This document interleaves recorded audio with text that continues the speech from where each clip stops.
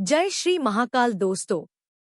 कैसे हुआ भगवान शिव के वीर्य से कुमार स्वामी का जन्म और माता पार्वती ने क्यों दिया देवों को श्राप? अद्भुत रहस्यमयी कथा संपूर्ण जानकारी बताएंगे, पर उससे पहले अगर आप महाकाल के भक्त हैं तो वीडियो को लाइक जरूर करें और चैनल को सब्सक्राइब जरूर करें। क्रिएट बाय माता अन्नपूर्णा प्रोडक्शन एंड परशोत्तम कटारे। विवाह संपन्न होने के बाद शिव अपनी नवविवाहिता पत्नी पार्वती को साथ लेकर कैलाश पर्वत लौट आए। वहां नंदी ने पहले से ही तैयार कर रखी थी। शिव और पार्वती के सुहाग कक्ष को तरह तरह के फूलों, लताओं और मालाओं से सजाया गया। यह देखकर पार्वती नंदी पर बहुत प्रसन्न हुई। उसी समय अन्य गणों के साथ भगवान शिव भी वहां आ गए। उन्होंने नंदी एवं सभी गणों को आदेश दिया, हम विश्राम करने जा रहे हैं, तुम लोग किसी को भी कक्ष में प्रवेश मत करने देना ताकि हमारे विश्राम में बाधा उपस्थित हो। इतना कहकर शिव ने सुहाग कक्ष का द्वार बंद कर लिया। द्वार के बाहर नंदी पहरा देने लगा तथा अन्य गण भी बाहर विचरण करने लगे ताकि कोई व्यक्ति शिव एवं पार्वती के विश्राम में व्यवधान न डाल सके। शिव के विवाह का समाचार पाकर असुरों का राजा तारकासुर प्रसन्न हो उठा। उसे प्रसन्नता इस बात से नहीं हुई कि शिव विवाह बंधन में बंध गए हैं, बल्कि इस बात से हुई कि शिव विश्राम में रत हैं और अब उसके उत्पातों को रोकने वाला कोई नहीं है। अवसर का लाभ उठाते हुए तारकासुर ने उत्पात मचाना शुरू कर दिया। वह ऋषिमुनियों को परेशान करने लगा, यज्ञ में बाधा डालता, यहाँ तक कि हवन की सामग्रियों को भी फेंक देता। देवताओं को तरह तरह से सताने में उसे आनंद आता था। देवता तारकासुर के उत्पातों से त्राहि त्राहि कर उठे।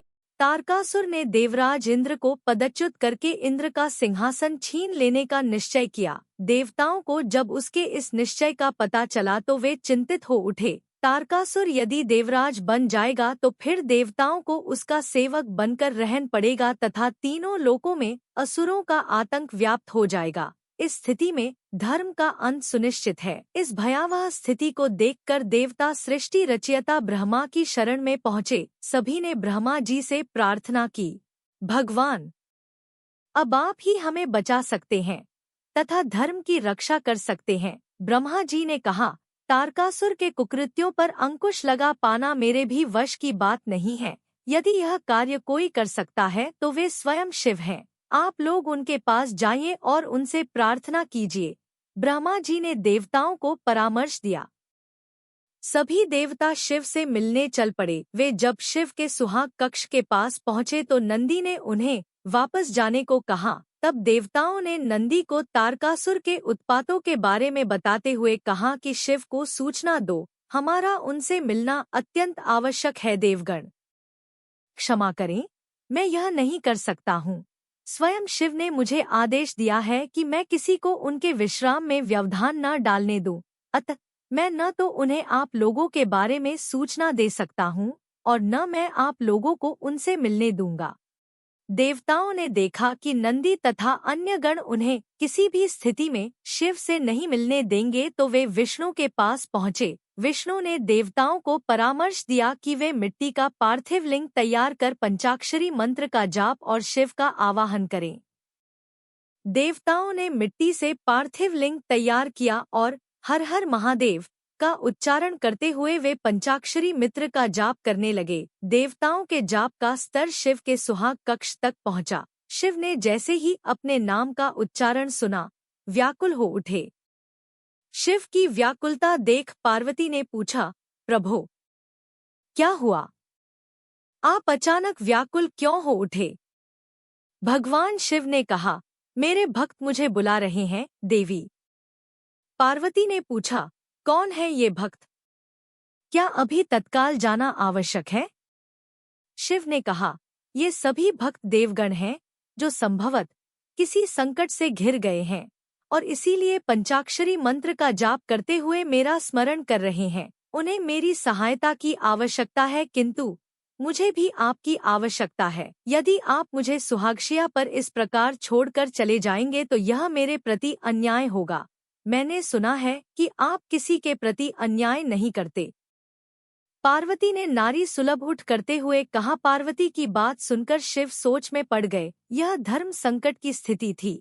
यदि मैं देवताओं के पास नहीं जाता हूँ तो शरणागत की रक्षा न करने का दोषी बनूंगा, और यदि पार्वती को छोड़कर जाता हूँ तो पति धर्म से विमुख होने का। अंत में शिव ने कुछ निश्चय किया और वे कक्ष से बाहर चले गए। देवताओं ने शिव को देखा तो वे प्रसन्न होकर शिव की जय जयकार कर उठे। शिव ने देवताओं से पूछा, देवगण, बताइए, आप लोग मुझे क्यों पुकार रहे हैं?